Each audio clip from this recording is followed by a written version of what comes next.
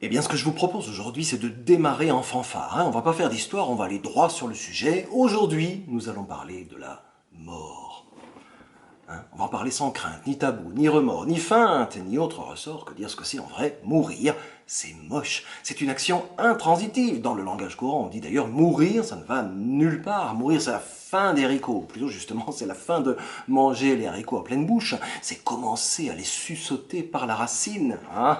Vous êtes distrait, on ne mange pas les haricots par la racine, enfin, puisque le haricot voltige en grappes fines suspendues à la tige. Mais là, bien sûr, je m'éloigne du sujet, et c'est exprès, parce que parler de la mort, évidemment, on n'aime pas ça, mourir.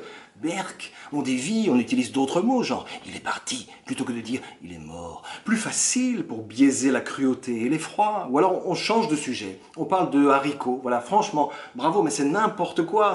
Et ça n'est ni honnête ni courageux, Vincent.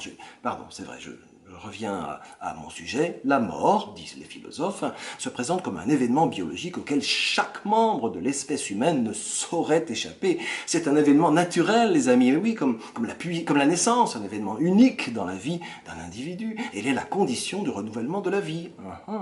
On naît donc on meurt donc on est. Ne dit-on pas d'ailleurs mourir à soi-même, pour ne pas dire que commencer à vivre, c'est cesser de mourir. Eh bien, dire ça, approcher ça, c'est quitter le langage courant, justement. C'est pénétrer un territoire pénétrant, inédit, bouleversant, celui de la parole vivante, la dimension tout autre, aussi simplement que quand Matthieu le dit. Mais oui, Jésus a flippé, sentant la mort proche, Jésus lui-même a ressenti du chagrin et une immense tristesse.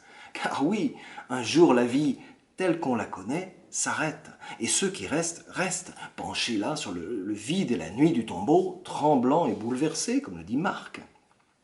Notons au passage que la mort de Jésus n'était pas un ratage, puisqu'elle formule et libère une parole de vie. Ah oui, notre lutte avec la nudité de la tristesse et la cruauté brutale de l'absence prépare l'espérance, car évidemment quelque chose résiste au fond de nous, toujours. Nous pensons et espérons ceci, la mort ne peut pas être la seule conclusion de nos histoires. Dans le deuil, que cherche-t-on de tous nos sens, sinon le germe de l'espérance, l'allégresse improbable de ce quelque chose de nouveau qui viendrait transcender la séparation et apaiser le déchirement. Eh bien, ce quelque chose de nouveau, c'est la douceur si particulière qu'a Dieu de revêtir notre souffrance d'une matière autre et vive et soyeuse, qu'on appellerait l'empathie, la présence, la compassion, la responsabilité, la confiance. Cette matière-là qui devient pour nos cœurs nourriture et boisson, et leur permet, cette saison, ce voyage, cette transition, accueillir ce qui meurt comme la sève inattendue, qui vient révéler à nos cœurs ébahis le majestueux principe du vivant. Mourir, c'est naître un jour à ce qui est autre. Allez, bonne journée et à bientôt, car mourir peut attendre, n'est-ce pas ?